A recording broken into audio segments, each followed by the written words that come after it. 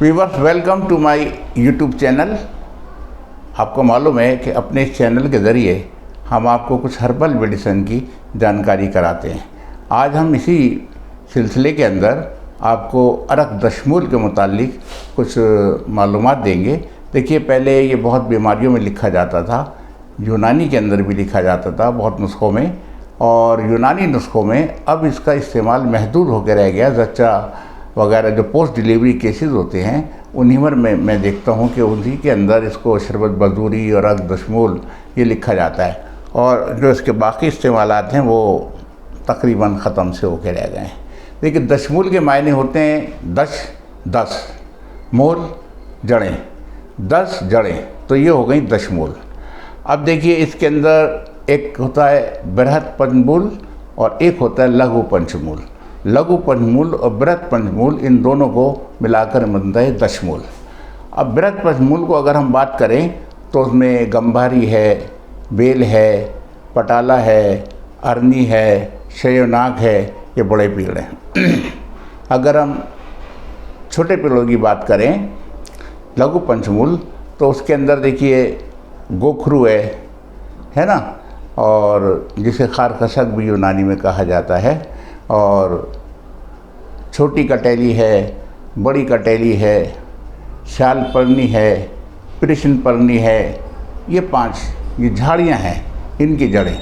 तो 5 जड़ें बड़े पेड़ों की, 5 जड़ें छोटे पेड़ों की। इनको आयुर्वेदा में तो इनका पाउडर भी बनाया जाता है, और अरिष्टा भी इसका इस्तेमाल होता है, दशमूल अरिष्ट। लेकिन यूनानी नुस्खा नवीसी में मैंने देखा कि अक्सर दशमूल के अर्क को इस्तेमाल कर दें।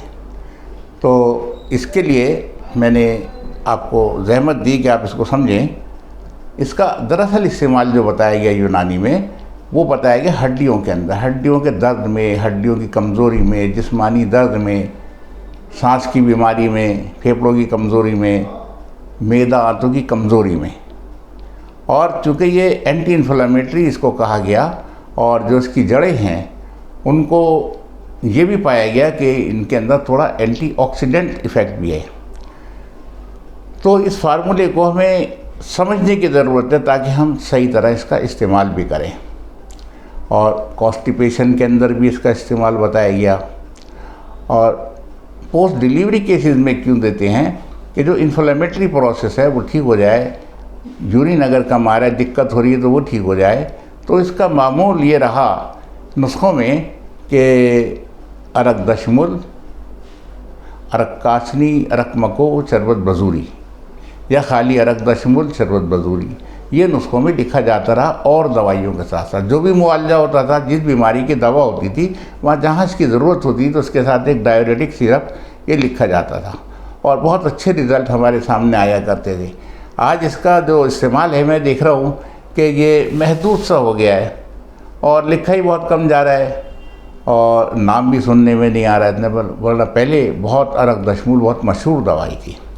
आज भी आयुर्वेदा की एक बहुत नामवर दवा है, हज़ारों साल पुराना इसका नुस्खा है, और इसको आयुर्वेद सार संग्रह जो एक मुस्तनद किताब है, जो अप्रूव्ड बुक है, उसके अंदर इसका फार्मूला है, उसी के मुताबिक इसको बनाया जाता है। इसका जो खुराक दी है वो दो समझिए कि 20 ml या 10 ml से समझिए, 10 ml से 40 ml तक है। कहीं थोड़ा पानी मिलाकर है, कहीं किसी सिरप के साथ है, कहीं दूध मिला करके, जैसी बीमारी है उसके साथ साथ इसका तरीका इस्तेमाल है। लेकिन फिर भी हम आपको ये नहीं कहेंगे कि आप इसे इस्तेमाल करें, हम तो यही कहेंगे self medication is dangerous for your health. ख़ुद दवा मत कीजिए। अपने इलाके में जो क्वालिफाइड वैद्य हों, हकीम हों, उनसे मशवरा लीजिए कि आपके लिए ज़रूरी है तो आप इसे इस्तेमाल कीजिए। बहुत अच्छी दवा है। वीडियो को लाइक करें, चैनल को सब्सक्राइब करें, और अपने व्यूज़ लिखने न भूलें। अगर आप मुझसे कोई मशवरा लेना चाहें, किसी बीमारी के सिलसिले में कोई मालूमात हासिल करना चाहें, तो आप कमेंट सेक्शन में अपनी जो भी रिक्वायरमेंट है, जो भी आप मालूम करना चाहते हैं, पूछना चाहते हैं, आप उसमें लिखकर मुझसे मालूम कर सकते हैं। आपको फौरी जवाब मिलेगा। आपने वक्त दिया, थैंक यू वेरी मच।